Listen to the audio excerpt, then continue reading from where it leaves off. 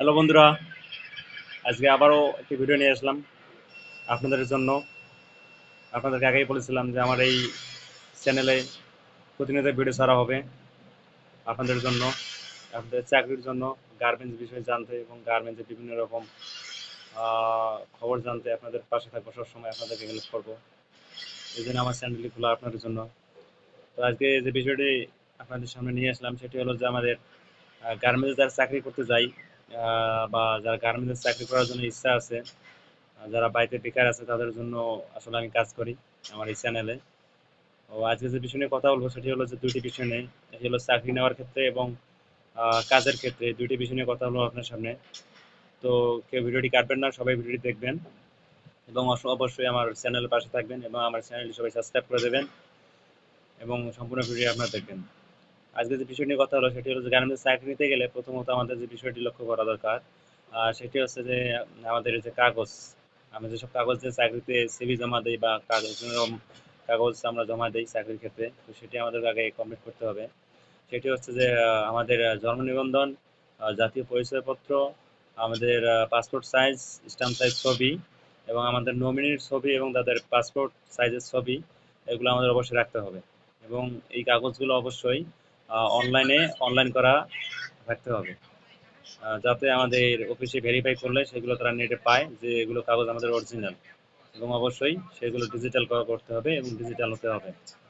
এটি হলো প্রথম বিষয়। এবং দ্বিতীয় বিষয়টি হলো যে কাজ, আমরা বিভিন্ন রকম গার্মেন্টসে অনেক ধরনের কাজ আছে, তার মধ্যে যারা অপারেটরের কাজ করে এখানে অনেক মেশিন আছে, যেগুলো মেশিন আছে fit off the machine, overlock machine, culture machine, plain machine, bartack machine, hole machine, আরও অনেক ধরনের মেশিন আছে। তো আমি এর আগে ভিডিও দিয়েছিলাম যে ওভারলক মেশিনে কীভাবে ইনসিয়াম সাইডসিয়াম মারা হয় এবং কানসা মেশিনে কীভাবে একটি প্যান্ডের ওয়েস্ট বেল বা কানসা মেশিন চালানো হয়, সেই ভিডিও আপলোড করেছিলাম। তো আজকে যে বিষয়টি আমি ভিডিও করেছি বা আপনাদেরকে দেখাবো সেটি হলো একটি প্লেন মেশিনের কাজ।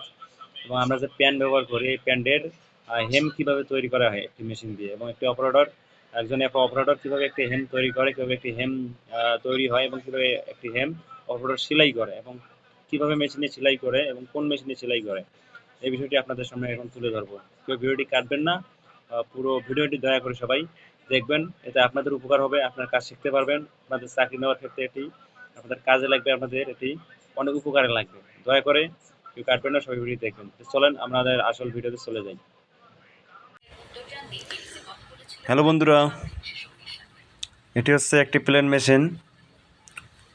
এখানে যে প্রসেসটি দেখতে পাচ্ছেন এটি হলো আমরা যে প্যান ব্যবহার করি, যে প্যান পরি আমরা সাধারণত, এই প্যান্টের নিচে যে অংশটা থাকে এটিকে বলা হয় হেম বা বটম। আপনারা দেখতে পাচ্ছেন যে এটি একটি প্লেন মেশিন গার্মেন্টসের। এখানে অপারেটর যে কাজটি করতেছে এটি হলো একটি গার্মেন্টসের হেম যে প্রসেসটি থাকে সেটি করা হচ্ছে। দেখেন সুন্দরভাবে গাইড বসানো আছে এবং নিডলের মাপ অনুযায়ী গাইডটি বসানো রয়েছে। তারপর দেখেন যে ডাবল ভাঙা, এটাকে বলে দুই ভাঙা দিতেছে অপারেটর, তারপর ভাঁজ করে সুন্দর ঢোকাইতেছে গাইডের মাপ অনুযায়ী। দেখেন সুন্দরভাবেই হচ্ছে এবং পয়েন্ট মিলিয়ে একটি হেম করা হচ্ছে। সাধারণত প্লেন মেশিনে অনেক কাজ হয়ে থাকে, তার মধ্যে একটি হচ্ছে হেম। এই যে দেখেন পয়েন্ট মিলাইছে, এখন নিডল সুন্দর গাইড অনুযায়ী আমাদের হেমটি যাইতেছে এবং লব অনুযায়ী লব ঠিক রেখে আমাদের কাজ করতে হবে। একজন সাধারণ অপারেটর এইভাবেই কাজ করে এবং একটি হেম প্রসেস সেলাই করা হয়। এই যে দেখছেন ববিন কেস লাগানো রয়েছে এবং এই যে সুতার কোণ লাগানো রয়েছে।